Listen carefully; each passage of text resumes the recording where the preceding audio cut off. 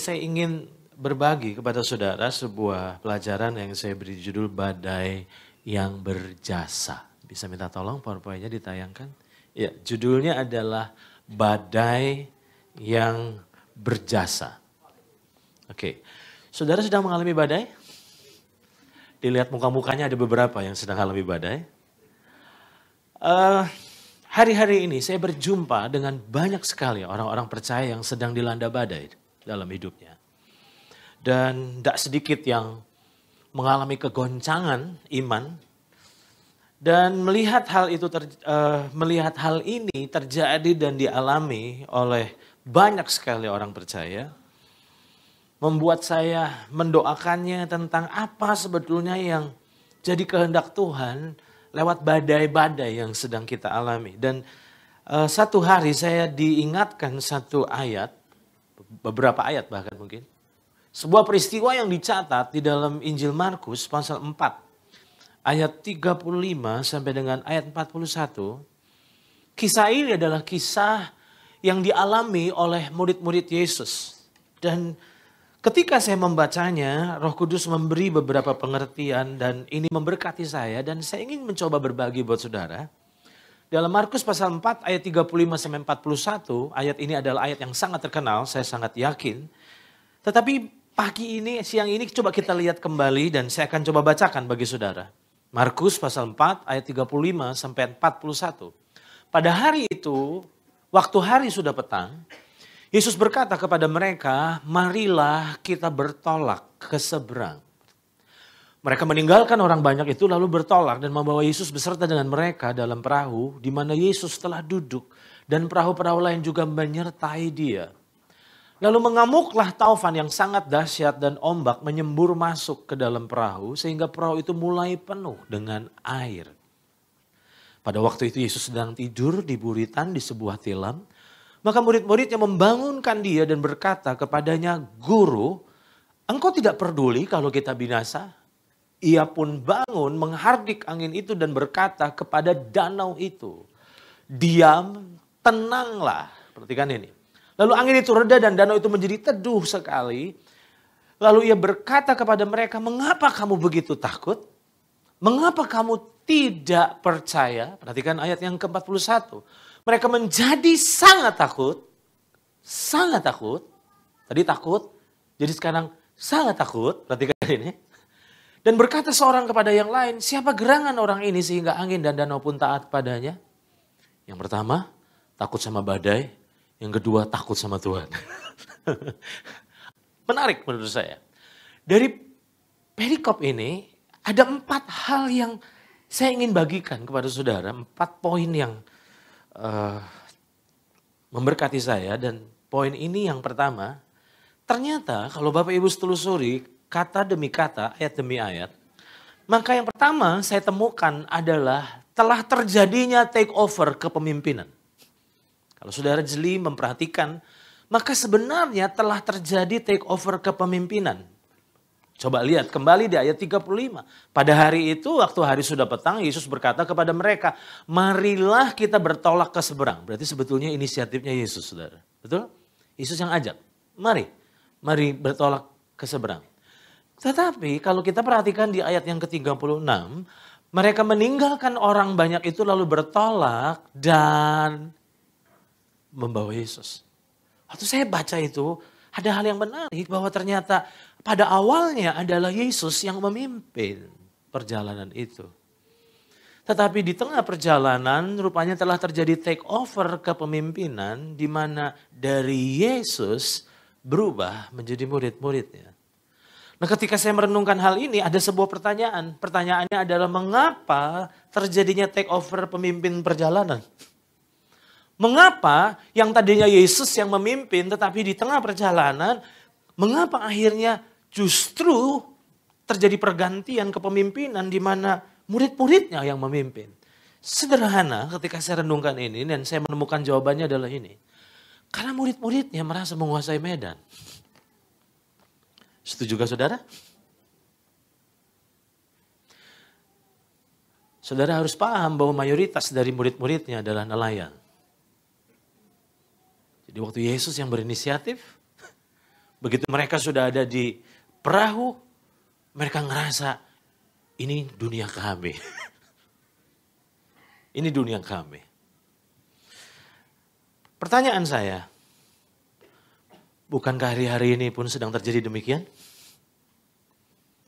Seharusnya Tuhanlah yang memimpin perjalanan kita. Tapi ternyata justru kitalah yang sedang memimpin diri kita sendiri hari-hari ini. Mengapa saya mengatakan ini? Karena ternyata seorang yang merasa tahu akan sulit sekali dipimpin oleh Roh Kudus. Coba renungkan dulu. Seseorang yang merasa tahu akan sulit sekali dipimpin Roh Kudus. Padahal sebenarnya saudara perlu paham bahwa Roh Kudus berperan sebagai pemimpin hidup kita. Dia memimpin langkah-langkah kita. Itu adalah janjinya. Nah, yang menjadi masalah adalah mengapa ada banyak orang-orang percaya hidupnya tidak sedang dipimpin oleh Roh Kudus. Menurut saya, karena kita merasa tahu. Saya ambil contoh. Saudara pernah mencoba melakukan sebuah perjalanan yang saudara sangat hafal dan sudah mengizinkan dipimpin oleh Google Map? Cobalah kalau saudara tidak percaya. Sulit menurut saya. Berbeda ceritanya kalau saudara masuk ke sebuah daerah baru yang saudara tidak paham. Itu namanya berserah total. Saya setiap minggu traveling, jadi Google Map itu benar-benar Roh Kudus kedua dalam hidup saya kayaknya. Karena tanpa Google Map, saya nggak akan sampai ke tempat ini. Gitu. Tetapi kalau saudara perhatikan, ketika kita sangat familiar dengan jalan-jalan itu, dan kita mencoba pakai Google Map, maka seringkali kita ingin berdebat dengan Google Map. Pernah mencoba? Dan ambil contoh, tiba-tiba kita udah terbiasa ambil jalan ke kanan. Tiba-tiba Google Map bilang 100 meter belok kiri. Langsung pikiran kita bereaksi. Bukannya harusnya ke kanan. Oke, kita nurut ke kiri.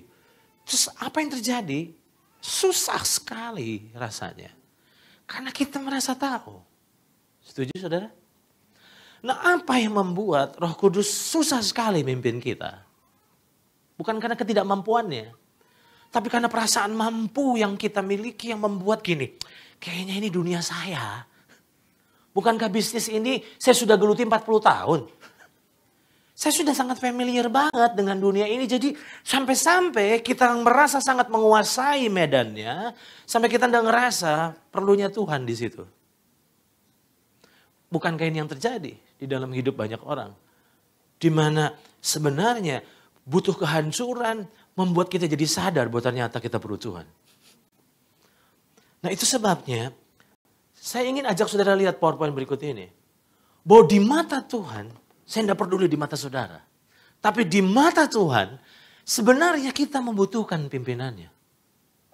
Masalahnya di mata kita tidak butuh. Tapi di mata Tuhan, sebenarnya kita sangat membutuhkan pimpinannya. Mengapa? Di dalam Roma pasal 8 ayat 14 berkata, semua orang yang dipimpin, apa saudara? Roh Allah adalah anak Allah. Di dalam terjemahan The Message gunakan kata, there are things to do and place to go. Nah, tentu kita pernah merenungkan bahwa hidup kita ini diibaratkan seperti seekor domba. Saudara paham bahwa domba itu binatang yang paling lemah dan paling bodoh? Anjing saudara tersesat, tahu jalan pulang. Tapi domba tersesat, tidak tahu jalan pulang. Makanya butuh dicari. Oke? Tuhan mengibaratkan diri kita seperti seekor domba. Tuhan tidak pernah mengibaratkan kita seperti singa. Lemah. Sadarkah saudara bahwa seekor domba tidak punya self defense? Kambing masih punya. Domba itu sangat lemah. Butuh dilindungi. Nah itu sebabnya hari ini saya mau ingatkan kepada saudara bahwa begini. Siapa yang sedang memimpin perjalanan kita hari ini? Tuhankah? Atau jangan-jangan diri kita yang masih memimpin, masih merasa bahwa kayaknya di area ini saya masih belum perlu Tuhan. Nanti kalau butuh kacau dulu, butuh badai dulu, baru saya sadar saya butuh Tuhan. Nah ini yang sedang dialami oleh banyak orang percaya. Nah yang saya perlu tekankan di sini adalah kalau memang saudara tidak butuh dipimpin, maka Tuhan tidak perlu hadir dalam hidupmu setiap waktu, setiap saat. Itu sebabnya sadari, tidak butuh badai menyadarkanmu harusnya. Pewahyuan, penginsyafan harusnya cukup menyadarkan kita bahwa ternyata kita sangat membutuhkan Tuhan. Saya ambil contoh. Saudara berani bisa bertaruh dengan saya? Baru 30 menit yang akan datang kita akan mengalami apa? Saudara bisa tebak? 30 menit yang akan datang. Saudara bisa tebak? Jangankan 30 menit, 10 menit yang akan datang. Kita tidak tahu. Buta total. Itu sebabnya sadari bahwa kita sangat membutuhkan Tuhan. Amin. Nah, yang menjadi masalah adalah ini. Yang kita sebenarnya butuhkan bukanlah sebatas berjalan bersama Tuhan. Tapi sebenarnya yang kita butuhkan adalah perjalanan yang dipimpin oleh Tuhan. Nah ada banyak orang percaya hari-hari ini merasa puas begini. Kan Tuhan sertai, oke. Sorry, saya mesti tekankan di sini bahwa yang kita butuhkan sebetulnya bukan penyertaan Tuhan. Yang kita butuhkan adalah hidup yang dipimpin oleh Tuhan. Itu beda, saudara. Yang kita butuhkan sebenarnya bukan cuma sekedar disertai. Bukan cuma sekedar Tuhan itu ada. Bukan cuma itu sebetulnya. Karena yang kita butuhkan adalah hidup yang dituntun oleh Tuhan. Nah banyak orang percaya hari-hari ini sedang kepahitan, kecewa dengan Tuhan karena mereka menyalahkan Tuhan. Padahal sebenarnya kehancuran-kehancuran yang sebenarnya kita alami itu terjadi oleh karena kita mengambil jalan kita sendiri. Poin pertama, ternyata kalau kita pelajari dari perikop tadi adalah telah terjadinya take over kepemimpinan. Yang kedua, saya menemukan poin kedua adalah ini. Poin kedua adalah ternyata seringkali badai membuat kita mempertanyakan kepedulian Tuhan. Saudara pernah merasakan itu? Waktu mereka mengalami badai di dalam Markus pasal 4 ayat 37 sampai 38. Lalu mengamuklah taufan yang sangat dahsyat dan ombak menyembur masuk ke dalam perahu sehingga perahu itu mulai penuh dengan air. Pada waktu itu Yesus sedang tidur di buritan di sebuah tilam dan kata murid-muridnya maka murid-muridnya membangunkan dia dan berkata kepadanya, "Guru, engkau tidak peduli kalau kita binasa?" Pertanyaan saya, berapa banyak seringkali kita mempertanyakan kepedulian Tuhan? Pernah alami itu? Tuhan tuh peduli gak sih sama saya? Tuhan tuh sayang gak sih sama saya? Waktu kita ngalami badai, seringkali yang kita pertanyakan adalah ini, di mana Tuhan itu? Apa dia benar-benar peduli dan sayang sama saya? Nah, masalahnya adalah sebelum saudara mempertanyakan kepedulian Tuhan, coba saudara perhatikan ini. Mengapa murid-muridnya mempertanyakan kepedulian Tuhan saat itu? Simple. Karena mereka merasa mereka berjuang sendiri sementara Yesus sedang enak-enakan tidur. Oke? Nah, sekarang pertanyaan saya. Kenapa Yesus tidur? Simple. Karena bukan dia yang memimpin. Saya suka sekali mengemudikan kendaraan. Berbeda kalau ada satu orang yang pegang kemudi. Itu saya lebih cepat mengantuk daripada saya setir. Itu godaan orang yang suka setir, tiba-tiba tidak setir mobil. Itu ngantuk saudara. Beda kalau saudara sedang setir mobil, walaupun bisa ngantuk, tapi kita punya daya tahan lebih. Saya menduga mengapa Yesus tidur. Simple. Karena saat itu yang sedang take over kepemimpinan adalah murid-muridnya. Nah hari itu mereka mempertanyakan, kenapa sementara kami sedang bertarung dengan hidup, sementara kok kenapa sepertinya Yesus anak-anak tidur. Nah masalahnya adalah, apa akibat terjadinya take over? Simple. Ketika saudara mulai memimpin diri saudara sendiri dan mencoba menjadikan Tuhan seperti ban serep, saya mau katakan kepada saudara, maka sepertinya Yesus tidur dalam hidupmu. Padahal sebetulnya dia tidak pernah tertidur. Nah, coba lihat ini. Pertanyaan yang tepat menurut saya adalah bukan apakah Tuhan ada atau tidak. Tapi pertanyaan yang tepat adalah apakah Tuhan hadir secara aktif atau pasif. Percayalah bahwa Tuhan tidak pernah tidur dalam hidup kita. Setuju saudara? Dia tidak pernah tertidur. Ada ayatnya, tidak pernah tertidur. Nah masalahnya adalah mengapa seringkali kehadiran Tuhan tidak aktif, tapi sepertinya pasif. Jadi waktu kita mengalami tekanan, waktu mengalami kita badai, sebenarnya kita tahu Tuhan ada. Tapi sepertinya dia kayak nggak ada gitu. Nah sadarkah saudara bahwa seringkali itu terjadi oleh karena tanpa sadar sebenarnya telah terjadi take over kepemimpinan. Nah saudara perlu paham bahwa Tuhan adalah pribadi yang sangat menghargai kehendak bebas dan keputusan kita. Saya ulang. Tuhan yang saudara sembah adalah Tuhan yang sangat menghargai sekali kehendak bebas dan keputusan kita. Saudara perlu paham banget. Itu harus jangan dilupakan. Karena kalau saudara tidak memahami ini, maka saudara akan salah menilai Tuhan. Jadi kalau saudara merasa gini, saya mau coba, dia akan persilahkan. Kalau saudara masih merasa mampu, dia tidak akan pernah serang saudara. Dia nggak akan pernah ganggu percaya diri saudara. Dengar kata-kata saya. Tuhan tidak akan pernah mengganggu percaya diri saudara. Dia izinkan saudara membuktikan apa yang saudara yakini. Dan saudara perlu paham itu. Mengapa saya katakan ini? Coba lihat ini. Galatia pasal yang kelima ayat yang ke-18. Coba perhatikan ayat ini. Saudara perlu paham. Di dalam Galatia pasal 5 ayat 18 firman Tuhan berkata bahwa akan tetapi jikalau, apa saudara? Jikalau kamu memberi dirimu dipimpin oleh Roh, maka akibatnya kamu tidak hidup di bawah hukum Taurat. Waktu saya baca ayat ini ada satu hal yang saya dapatkan. Yaitu ternyata Tuhan itu tidak pernah maksa kita. Makanya jangan coba-coba minta Tuhan paksa saudara.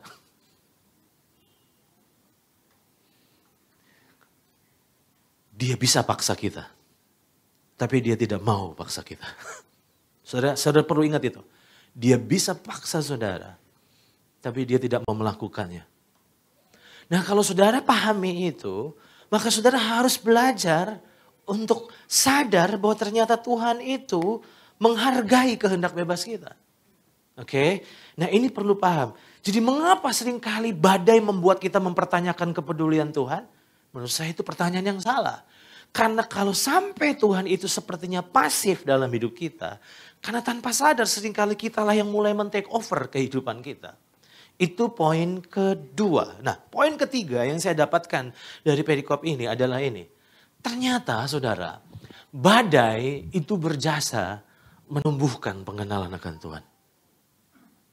Tadi saya selama 2 kali kebaktian ditemani oleh Pak Edi. Dan beliau bercerita tentang pengalaman hidupnya dan saya sangat diberkati. Dan apa yang diceritakannya mengkonfirmasi total apa yang saya bagikan ini. Bahwa ternyata saudara kita sangat menghindari badai. Kita tidak mau pernah sebetulnya mau mengalami badai dalam hidup ini. Tapi ternyata saudara harus paham bahwa sebenarnya badai itu berjasa untuk menumbuhkan pengenalan saudara akan Tuhan. Nah lihat ini. Di dalam Markus pasal 4 ayat 39 sampai 41. Perhatikan ini. Ia pun bangun, menghardik angin itu dan berkata kepada danau itu, diam, tenanglah. Lalu angin itu, apa saudara? Reda dan danau itu menjadi teduh sekali. Perhatikan ayat 41. Mereka menjadi, apa saudara? Sangat takut. Dan berkata kepada seorang kepada yang lain, siapa gerangan orang ini sehingga angin dan danau pun taat kepadanya? Nah saya mau tanya kepada saudara, kira-kira mereka sudah kenal Tuhan belum sih sebelumnya? Sudah. Tapi mereka mengenali Yesus sebatas guru. Coba renungkan dulu. Masih ingat cara mereka membangunkan Yesus? Mereka nggak panggil Tuhan. Mereka panggil siapa? Guru. Saya mau katakan sama saudara. Tanpa badai, mereka cuma kenal Yesus sebatas guru. Tapi lewat badai, mereka kenal Yesus sebagai penguasa alam. Sadarkah saudara, bahwa badai yang sekarang sedang diizinkan terjadi dan sedang kita alami dalam hidup ini adalah kesempatan untuk kita bisa bertumbuh dalam pengenalan pribadi akan Tuhan. Masalah dari banyak orang percaya tidak memahami ini. Nah itu sebabnya pertanyaan yang saya mau ajukan buat saudara pagi ini, siang ini adalah gini. Apakah pengenalan kita akan Tuhan sedang mengalami pertumbuhan? Saya tidak bilang apakah pengetahuan saudara tentang Tuhan bertumbuh. Karena otomatis kalau saudara hadir di kebaktian tiap minggu, otomatis saudara yang dari nggak tahu jadi tahu kok. Saudara nggak perlu berupaya belajar banyak-banyak karena cukup datang kebaktian dengar khotbah aja jadi tahu. Oke. Tapi pertanyaan saya adalah sebentar lagi kita akan tutup tahun ini. Pertanyaannya, apakah pengenalan kita akan Tuhan sedang mengalami pertumbuhan? Jangan-jangan cuma hanya pengetahuan yang mengalami pertumbuhan, tapi sebetulnya pengenalan tidak. Nah saudara penting memahami hal ini, karena ternyata Tuhan itu adalah pribadi yang memiliki banyak sisi yang kita harus kenali, dan bukan objek yang dapat dipelajari.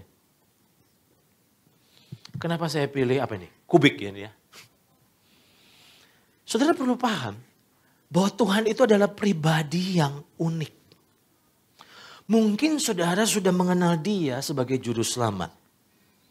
Tapi apakah saudara mengenal dia sebagai Tuhan? Mungkin saudara mengenal dia sebagai Tuhan. Tapi apakah saudara mengalami pengenalan bahwa dia itu ternyata juga sahabat? Ada kepribadian Tuhan yang perlu kita kenali. Dan ternyata menurut saya badai berjasa untuk membuat pengenalan kita tidak stuck. Pengenalan kita jadi bertumbuh. Sama seperti murid-murid. Mereka cuma mengenal Yesus sebatas guru yang mengajar. Mereka juga sudah pernah mengenal Yesus sebagai penyembuh penyakit. Oke. Tapi mereka tidak pernah sadar bahwa ternyata pribadi yang sama itu juga bisa menaklukkan alam semesta. Ketika saya merenungkan materi ini dan mempersiapkan, saya jadi ingat. Coba lihat ini. Saudara pernah merenungkan bahwa badai berjasa bagi Ayub? Apa jasa dari badai yang dialami Ayub? Dari tahu berubah jadi kenal. Masih ingat badai Ayub? Menurut saya ini badai yang sangat hebat. Nggak sebanding sama badai yang dialami oleh murid-muridnya sebetulnya waktu itu. Harta benda habis, anak habis. Itu benar-benar badai yang sempurna menurut saya. Tapi badai itu sepertinya menghancurkan semuanya. Tapi ternyata badai berjasa dalam hidup Ayub. Mengapa? Coba lihat ini saudara. Kalau Bapak Ibu perhatikan di dalam Ayub pasal yang pertama ayat yang ke-8. Sebenarnya Ayub itu sudah punya kualitas yang hebat dan di atas rata-rata. Lihat ayat ini. Lalu bertanyalah Tuhan kepada iblis.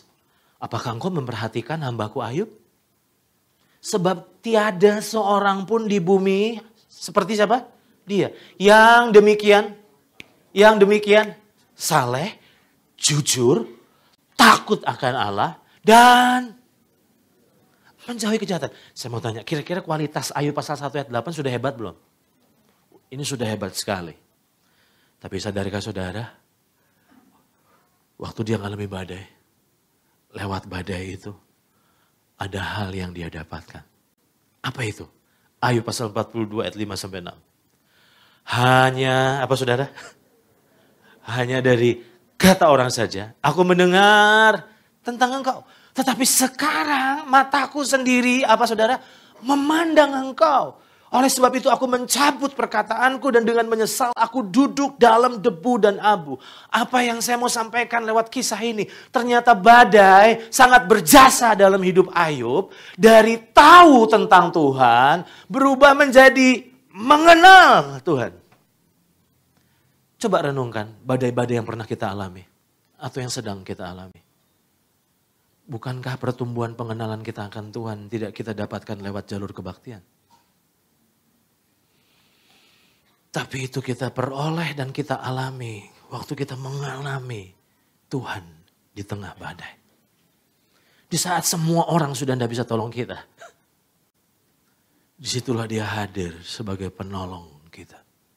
Di saat semua orang udah gak bisa diandelin lagi. Disitulah kita jadi sadar. Cuma Tuhan ternyata yang tolong. Di saat semua orang sudah tutup pintu untuk menolong kita. Di saat itulah hanya pintu surga yang tidak pernah tertutup untuk kita. Tetapi semua itu kita dapatkan lewat badai. Saya tidak bilang undanglah badai, kirim undangan untuk badai datang, tidak perlu menurut saya. Tetapi saya ingin supaya kita punya perspektif yang benar tentang badai. Itu adalah jasa badai dalam hidup Ayub. Apa jadinya kalau Ayub tidak mengalami badai itu? Dia cuma sebatas tahu, dia cuma sebatas jadi orang baik, nice guy kalau saya bilang. Tapi waktu dia mengalami badai, dia berjumpa dengan Tuhan secara pribadi. Maafkan saya, ada banyak orang Kristen seperti Ayub, kenal Tuhan baru dari kata orang, baru dari kata pendeta, baru dari kata hamba-hamba Tuhan yang cerita tentang Tuhan. Tapi apakah kita sendiri mengenali Tuhan secara pribadi? Dan saya mau katakan terima kasih untuk badai. Karena badai punya jasa yang sangat luar biasa. Itu contoh yang pertama. Contoh yang kedua, saya melihat ada contoh lain yang saya temukan di Alkitab, yaitu ini. Coba lihat ini saudara. Apa jasa badai yang dihadapi oleh Yohanes? Badai Yohanes menurut saya agak unik. Dia dibuang di Pulau Patmos sendirian. Enggak, menurut saya kalau saudara jadi Yohanes, saudara bisa stres, bisa gila karena enggak mudah loh. Enggak mudah. Dia ngalami tekanan yang sangat hebat saat itu. Dibuang, kucilkan. Tapi pertanyaan saya, apa yang dia dapatkan saat dia mengalami badai di situ? Saya temukan di sini. Lihat ini saudara. Di dalam Injil Yohanes pasal yang pertama, ayat yang ke-12 sampai yang ke-17. Di Pulau Patmos itulah, sementara dia sedang mengalami tekanan yang hebat. Disitulah dia bertumbuh dalam pengenalan akan Tuhan. Lihat ini.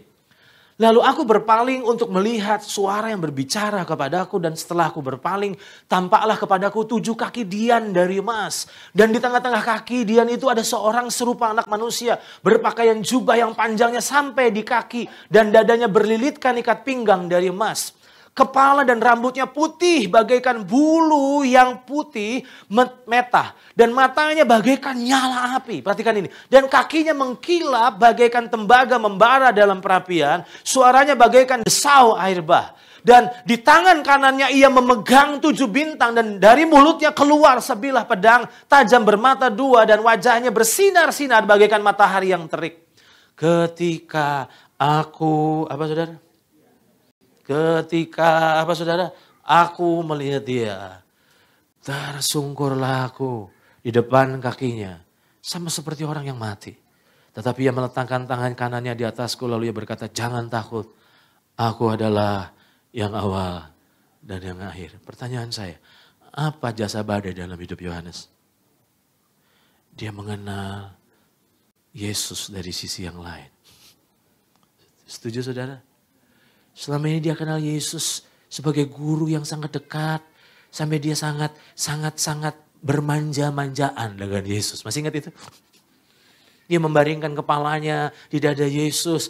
Itu kalau orang bilang sayang-sayangan. Hubungannya sangat dekat sekali gitu. Tapi tanpa badai, dia tidak akan kenal Yesus yang lain. Sisi di mana Yesus bukan cuma gurunya. Tapi Yesus adalah pribadi yang sangat agung dan sangat mulia.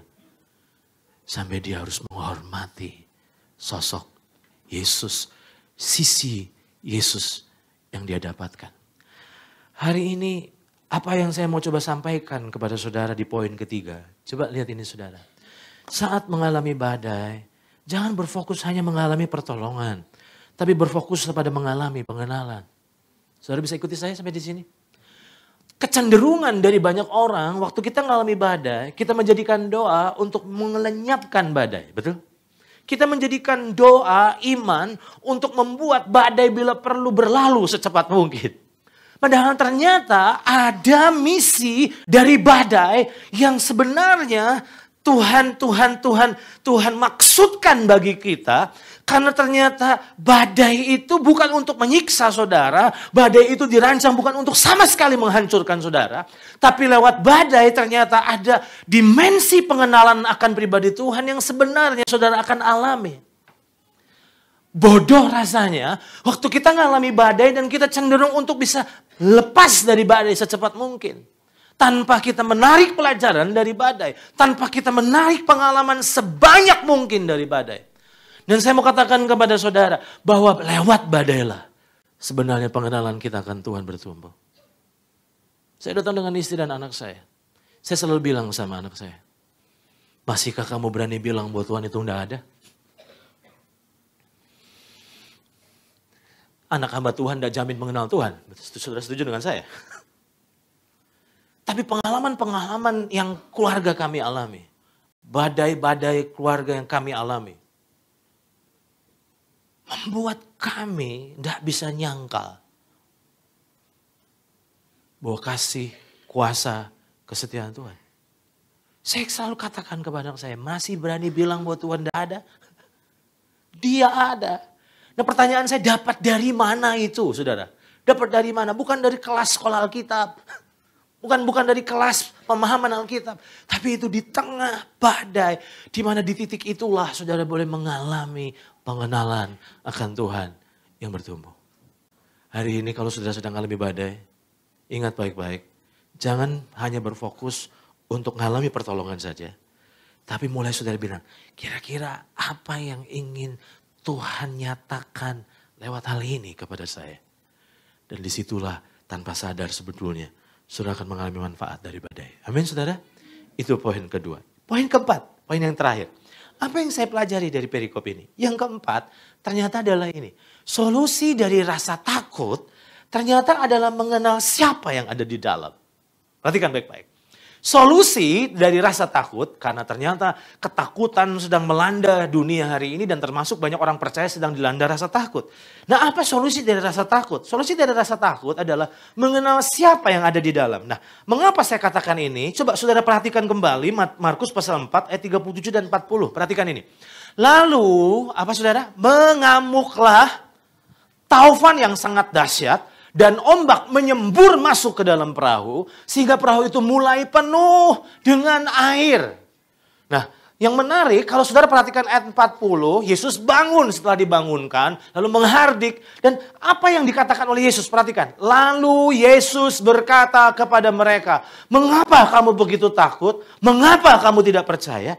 Waktu saya baca ayat 40 ini saya langsung protes sama Tuhan. Tuhan. Ini taufannya sangat dahsyat Tuhan. Ya pantas mereka takut. Saudara bisa ikuti saya? Kalau saudara baca ayat 37. Ini badai yang sangat dahsyat loh saudara. Jadi kalau sampai murid-muridnya ketakutan. Menurut saya wajar. Lucu. Begitu mereka sangat ketakutan. Yesus ngomong kenapa gitu aja takut. Kira-kira saudara dongkol gak? Kalau saudara jadi murid-murid saudara bisa dongkol. Ini gila nih. Ini benar-benar nakutin. Ini horor. Masa dibilang jangan takut. Mengapa begitu takut? Tapi apa yang saya dapatkan dari pelajaran poin 4 ini? Pelajarannya adalah ini.